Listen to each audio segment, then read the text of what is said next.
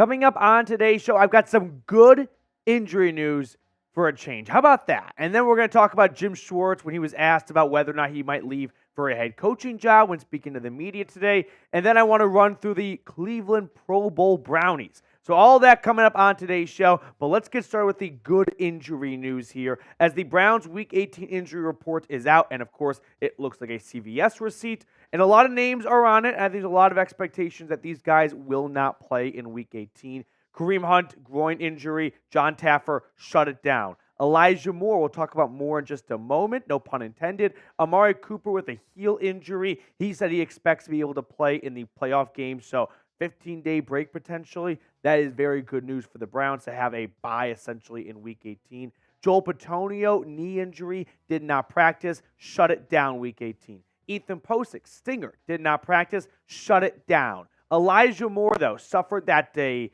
very scary head injury during Thursday night against the Jets. He returned to practice to start the week on Wednesday and then, of course, continued through Thursday. So very encouraging to see that he is still going to be going through concussion protocol. Even if he were to clear it by Sunday, you know what I'm going to say. Shut it down. Do not play him Week 18. Rest these guys. Give those snaps to Cedric Tillman, David Bell, Marquise Goodwin. Let other players, even Austin Watkins, let's get him up from the practice squad. But Elijah Moore, I don't even want him in the state of Ohio on Sunday. Get him out. Shut it down. Now, as for the other guys on the injury report here, some more notable names to run through. Anthony Walker, who got that unexpected knee surgery a few weeks ago, he did not practice Week 18. Text, you know what I'm going to say? Shut it down. Okoronkwo, we'll talk about more in a second here, but some very encouraging news to see him back on the practice field. Greg Newsome popped up with a knee injury. He did not practice. Shut it down. Corey Bojorquez, he was limited with a quad injury. Now, what's interesting about this one is you can only elevate 2 players from your practice squad to the active roster on game day. Now, one of those 2 elevations will probably be for, there it is, Dustin Hopkins, the kicker who did not practice. The Browns released Matt Hack. That's the punter who filled in for Bojorquez in Week 17. So unless the Browns want to burn both elevations on a punter and kicker, my suspicion is Bojorquez will be available in Week 18 against the Bengals. But Okoronkwo, who we thought might have been lost for the season after suffering a pec injury in Week 14, he returned to practice today. So it's probably one of those situations where he might not be able to make it worse, but it could be a pain tolerance issue. And after a couple of weeks, he might be available for the playoff game. I would not push him back too soon. Week 18 is meaningless for seeding. Shut it down. Give Okoronkwo and the rest of these guys an extra week of recovery. Now, the comment section have been filled with questions on Grant Delpit. When is he going to return? I wish I had a black and white answer for you guys. Unfortunately, I don't. He was put on IR after the Week 14 win with a groin injury, and there was optimism that he could return for the playoffs, but ultimately there has been no word out of Berea whether or not that's going to be a good-to-go situation, so we will have to wait and see. Ultimately, him not, I guess he couldn't even practice this week even if he wanted to, because it's a 4-week IR stint. So hard to say whether or not Delpit will be available for the first wild card game, but fingers crossed number 22 will be back on the field. Now, circling back to Okoronkwo, if you could get Ogbo back on the field, man, that'd be terrific, right? You go into that wild card game in Jacksonville, Houston, Indianapolis, wherever it might be, and whoever's starting at quarterback, they are going to be running for their lives with Myles Garrett and Zadarius Smith hopefully having a bye week before the game. Okoronkwo hopefully getting healthy. And then Alex Wright, the second-year man out of UAB, he has played some fantastic football throughout this season in different stretches. You get him back to his number 4 spot, keep everyone a little bit extra fresh, and all of a sudden this Browns pass rush might carry this team to a win single-handedly. Now, before we get on to the rest of today's show, last week I said, hey, I would love to break our channel's like record, and we demolished it. 1,532 likes. So today I'll say this much. If you want to get healthy for the playoffs, like the video. And if that's not good enough for you, if you were not on Jeffrey Epstein's list, like the video.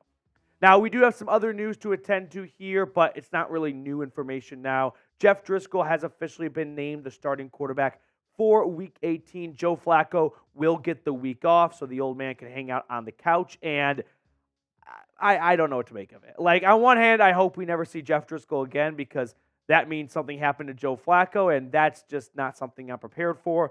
On the other hand, Kevin Stefanski really gets to make some history with a potential win. He could be the first head coach to have 5 different starting quarterbacks all win games. It's already the first team to have 5 different starting quarterbacks go to the playoffs. The only thing that just makes me like a little queasy inside is, and you know it too, it's coming. There's going to be a primetime game next year where during the first TV timeout, we'll come back and Fox, CBS, NBC, ESPN, whoever it is, they're going to run that graphic of every single Browns starting quarterback since 1999, and it's going to have one more name added to it, but it's such an asterisk name because it's a meaningless start. But in all seriousness, the Browns want a different backup quarterback in the playoffs, so if Joe Flacco were to go down, it would be Jeff Driscoll, not P.J. Walker taking over, as DTR is on IR. Next on the show, let's talk about Jim Schwartz potentially being one and done in Cleveland. I don't like it. I don't think it's going to happen, but I'll explain why in just a moment. But first, today's show is sponsored by Factor. Get started on your resolutions with Factor so you're ready for the new year. Factor's ready-to-eat meal delivery takes the stress out of meal planning and sets you up for success in the new year. Skip the grocery stores, prep work, and cooking fatigue. Instead, get chef-crafted, dietitian-approved meals delivered right to your door. With over 35 meals to choose from per week, including options like keto, calorie smart, vegan, veggie, and more, plus over 55 weekly add-ons, you'll have a ton of nutritious and flavorful options to kickstart your resolutions. Stress less over mealtimes in the new year. Factor's no prep, no mess meals free up time otherwise spent shopping, cooking, and cleanup. No more wasting time in the kitchen. Head to factormeals.com/BrownsChat50 and use code BrownsChat50 to get 50% off. That's code BrownsChat50 at factormeals.com/BrownsChat50 to get 50% off. Now let's talk about Jim Schwartz potentially being one and done with the Cleveland Browns as the defensive coordinator. So he spoke to the media today, and some questions popped up about, hey, what do you think about maybe getting back into the head coaching mix? And, well, here's what Jim Schwartz had to say. Well, first of all, I'm really happy here. I love this organization. I love the city of Cleveland. That was such a great atmosphere. 31 years in the NFL. That was one of my top 5 atmospheres that Thursday night. But I'd say this. In any job that you do, you always aspire to the top of that profession. And I'm no different there. My reaction is good for Jim Schwartz because he's spot on. He's not going to lie and say, I want to settle for being less. Don't we all want to be our best version of ourselves? Don't we all want to work our way up the food chain in whatever field you're working in? So good for Jim Schwartz for just being honest, right? Because one, selfishly, I would love for him to stay as the Cleveland Browns defensive coordinator. But two, I want this franchise to be a franchise where they bring in great people and they're like a factory of not sadness, but excellence. And they might pump out a couple of coordinators to go elsewhere and be very successful and have one of those Kevin Stefanski trees. Don't you want Kevin Stefanski to have a tree? If he's got a tree, that means he's in the Belichick, the Shanahan era, right? The best coaches of all time. So if Jim Schwartz goes on to greener pastures as a head coach, obviously that will be very tough to replace. But ultimately, the Browns need to start having a lot of success. And if that means guys get poached, that means you're doing something right. And I'd rather have other teams be looking to Cleveland for their next head coach than laughing at Cleveland for having bad head coaches. Now, the Browns defense under Jim Schwartz, there's no doubt about it. It's been one of the best, if not maybe the best in the NFL this year. Something that really irks me is the Browns technically have given up 20.7 points per game, which ranks 11th in the NFL. But then I took out the 2 defensive scores by the Pittsburgh Steelers in Week 2. I took out Kyle Hamilton's pick 6, and I took out the Bears pick 6, and I took out the safeties in the Rams and Broncos game. And Cleveland's really just given up 18 points per game on defense, which would rank 4th in the NFL. Pair that with number 1 defense and yards allowed, third down. Now, red zone's been an issue, but outside of that, like Jim Schwartz has done a beautiful masterclass job of flipping this defense around 180. Ultimately, I don't think it's very likely that Jim Schwartz gets hired away for a few reasons. Maybe the biggest reason is you don't see a lot of head coaches get a second opportunity. Secondly, you don't see a lot of defensive coaches get a second opportunity. So it's a double whammy for Jim Schwartz. And then we look at what I think will be the head coach openings. Maybe add a team or two like the Bears or Falcons potentially to this. But ultimately, the Panthers and Raiders and Chargers job are already open. I don't think Carolina is going to want to go defensive minded with Bryce Young. That doesn't seem like a good fit. The Raiders, I think they really like Antonio Pierce. And if they don't, I don't think they ditch Antonio Pierce for Jim Schwartz. Like that to me doesn't scream like a big sexy move for the Raiders to justify moving on from AP. The Chargers, I wouldn't say it's impossible, but ultimately they went defense last year. Something tells me they don't go defense last time. They don't go defense again this time. The Patriots, I have no idea what to expect out of Bill Belichick in New England. And maybe Jim Schwartz looks like a safe hire to Robert Kraft. I don't think that's impossible, but something tells me that maybe Gerard Mayo could be an in-house promotion over in Foxborough. And then finally, the Washington Commanders.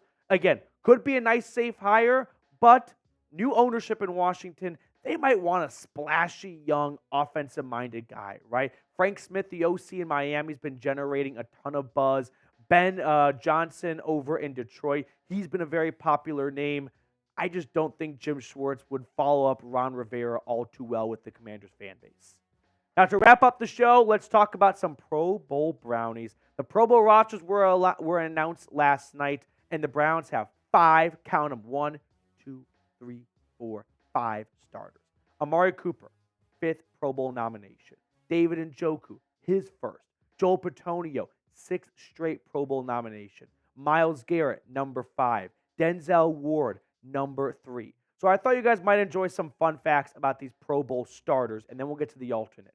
Amari Cooper, as we all know, is the first wide receiver in franchise history with consecutive 1,000-yard seasons, and he did it with a cherry on top by setting a single-game receiving record for the Browns when breaking that record against the Texans.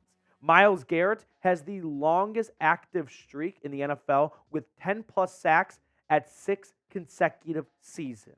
Joel Bitonio is now tied for the 4th most Pro Bowl selections in team history. Denzel Ward is one of 3 guys, along with Tyrann Mathieu and Justin Simmons from the Broncos, with 2+ interceptions in every single season since 2018. But David Njoku, I want to give some love to him. Well, that sounded weird. I want to give some credit to him right now. David Njoku, the Chief, 81 grabs this year, 882 yards, 6 touchdowns. I remember when the Browns extended him after putting a franchise tag on him temporarily, and the whole fan base being, whoa, we like him, but I don't know if we like him that much. Well, credit to Andrew Berry, because this is what he saw in David Njoku, and he stuck by 85, and it paid off big time this year. The Browns would not have a basically bye in Week 18 without David Njoku's services this season. Now, there were some Pro Bowl alternates as well. Wyatt Teller, Ethan Pocic also doing great jobs up front. Jeremiah Owusu-Koramoah. I remember giving a hot take in the summer that JOK and or Grant Delpit will be a Pro Bowler this year, and look at it now. Both guys getting Pro Bowl alternate nods. Corey Bojorquez and Dustin Hopkins, well-deserving as well. Both those guys had the best seasons of their NFL careers. So which Pro Bowler are you the most proud of? Like, there's a lot to be proud of for this Cleveland Browns team. It went from just being happy that the Browns got 1 Pro Bowler and Joe Thomas every year to you got 5 starting, and then you got 6 coming off the bench. 11 guys ultimately representing the Cleveland Browns at the Pro Bowl games in Orlando, which the Pro Bowl is a funny thing because it's a joke, and we only use Pro Bowl elections to back your argument when it drives your narrative. Outside of that, we all agree using Pro Bowl nominations is a horrible way to describe how successful a player was. But the Pro Bowl guy I'm most excited for and most proud of would be David Njoku. Like I said earlier, I mean, I wasn't David Njoku's like number one fan when they gave him that 4-year extension 18 or so months ago, but look at us now. I mean, the guy has carried this team so many times this year. He is so good after the catch. He is really evolving as a pass catcher and a blocker. I mean, obviously, we wish maybe it happened a little bit sooner, but better late than never. I'm super excited and super happy for the Chief. It is so well deserving. And most importantly, well earned by David Njoku. All right, that's going to do it for us on today's show. Remember, subscribe to the channel if you are looking for a Browns news and rumors YouTube channel for the entirety of 2024.